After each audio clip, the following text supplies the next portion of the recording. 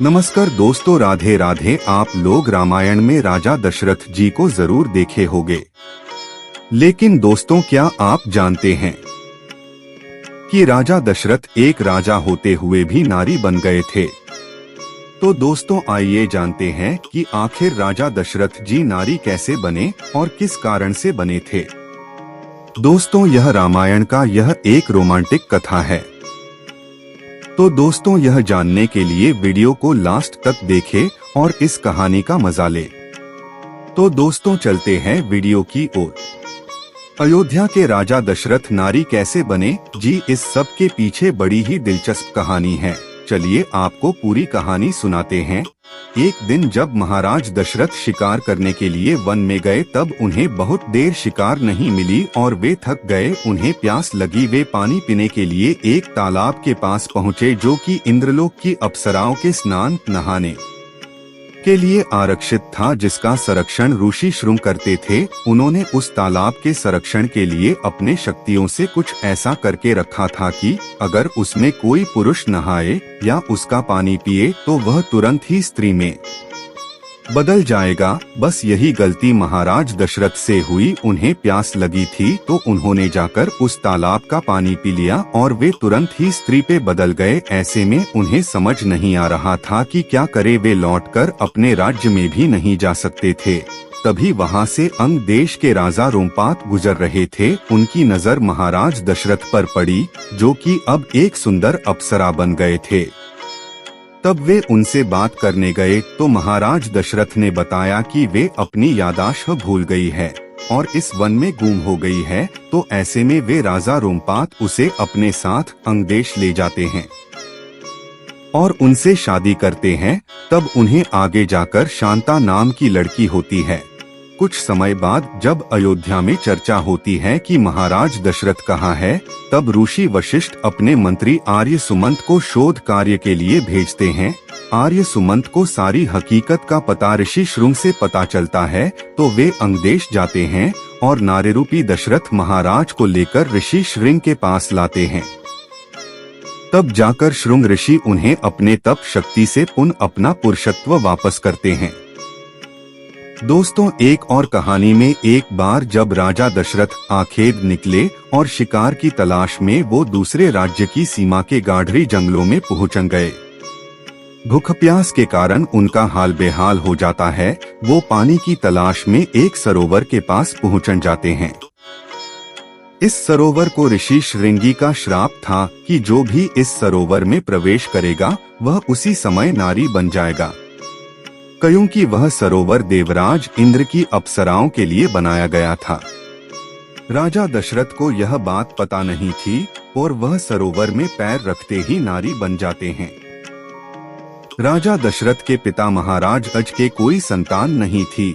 वे भगवान नारायण की आराधना में लगे रहते थे। एक बार उनसे एक ब्राह्मण दान मांगने आया। राजा ने उनको स्वर्ण दान दिया, भूदान दिया, वस्त्र दान किया, गऊ बैल आदि दान किए, लेकिन उन्होंने कुछ भी नहीं लिया और कहा कि ये प्रजा की संपत्ति है, तुम कौन होते हो दान करने वाले। अगर कुछ देना है तो स्वयं की मेहनत से कमाया हुआ धन दो। तब महाराज अज ने किसी स्थान पर जाकर पूरे दिन हल चलाया और उससे कमाया हुआ एक सिक्का लेकर ब्राह्मण के घर दान करने गए। तो ब्राह्मण ने उस सिक्के को एक स्थान पर डाल दिया।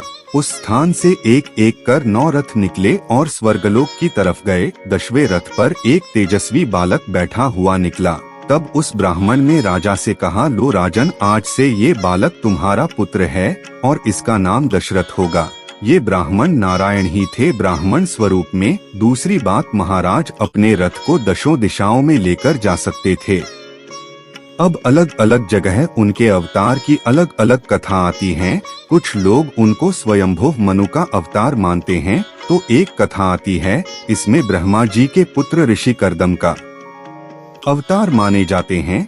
ऋषि कर्दम और माता देवहूति के यहाँ अनुसूया, दुर्वासा ऋषि गुरु दत्तात्रेय और चंद्रदेव की माता, अत्रि ऋषि की पत्नी अरुंधति, वशिष्ठ ऋषि की पत्नी, पाराशर मुनि की दादी और वेदव्यास जी और सुखदेव जी की परदादी आदि 7 कन्याएं थीं। उनके पुत्र नहीं था तो उन्होंने नारायण को पुत्र रूप में मांगा। तब भगवान ने कहा, मेरे अवतार का अभी समय नहीं है, मैं त्रेता युग और द्वापर युग में अवतार लूंगा। लेकिन कर्दम ऋषि नहीं माने और जिद करने लगे। तब भगवान नारायण उनके यहाँ पुत्र रूप में अवतरित हुए और प्रकट होते ही बालक रूप से युवावस्था में आ गए और वहाँ से तपस्या करने जाने लगे। तब कर्दम ऋषि और माता देवहूति रोने लगे। तब भगवान नारायण ने कहा कि मैंने पहले ही कहा था कि मेरे अवतार का समय नहीं है, लेकिन मैंने तुम्हारी जिद मान ली। अब मैं तुम्हारे पुत्र के रूप में जाना जाऊंगा, लेकिन यहाँ रहूंगा नहीं। और उन्होंने कर्दम ऋषि और माता देवहूति को वरदान दिया कि त्रेता युग में आप महाराज दशरथ और माता कौशल्या के नाम से अवतार लोगे, तब मैं तुम्हारे पुत्र राम के रूप में अवतार लूंगा। द्वापर युग में तुम नंद यशोदा का अवतार लोगे और मैं कृष्ण रूप में आऊंगा तुम्हारा पुत्र बनकर। इन कर्दम ऋषि और माता देवहूति के पुत्र के रूप में नारायण ने जो अवतार लिया था, उस अवतार में उनका नाम था कपिल मुनि। तो दोस्तों, इसी कहानी में एक और कहानी के साथ चलते हैं। राजा दशरथ की कहानी बहुत ही रोचक है। धर्म ग्रंथों के आधार पर कहा जाता है कि राजा दशरथ पूर्व जन्म में स्वयंभुव मनु थे तथा इनकी पत्नी का नाम शत्रुपा था। इन दोनों से ही संसार की उत्पत्ति हुई है। इन्होंने भगवान विष्णु की घोर तपस्या की थी तथा दशरथ कौशल्या के रूप में भगवान विष्णु के माता पिता होने का वरदान प्राप्त किया था।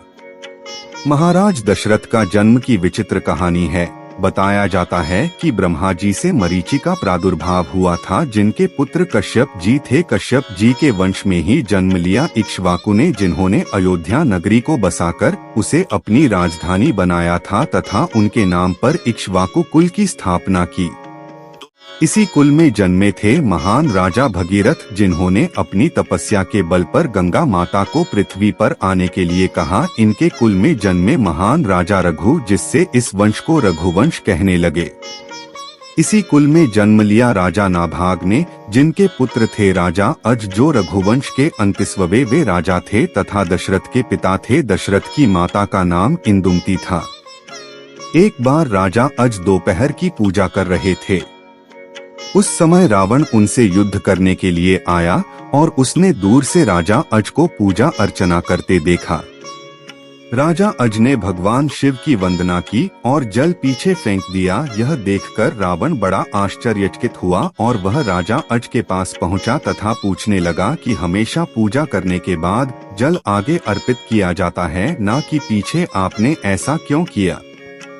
राजा अज ने उत्तर दिया, जब मैं आंखें बंद करके भगवान शिव की अर्चना कर रहा था, तभी मुझे 1 योजन दूर जंगल में एक गाय घास चरती हुई दिखी और देखा कि एक सिंह उस पर आक्रमण करने वाला है। इसलिए मैंने जल पीछे की तरफ फेंका, जिससे जल ने तीर का रूप धारण कर लिया और उस सिंह की मृत्यु हुई।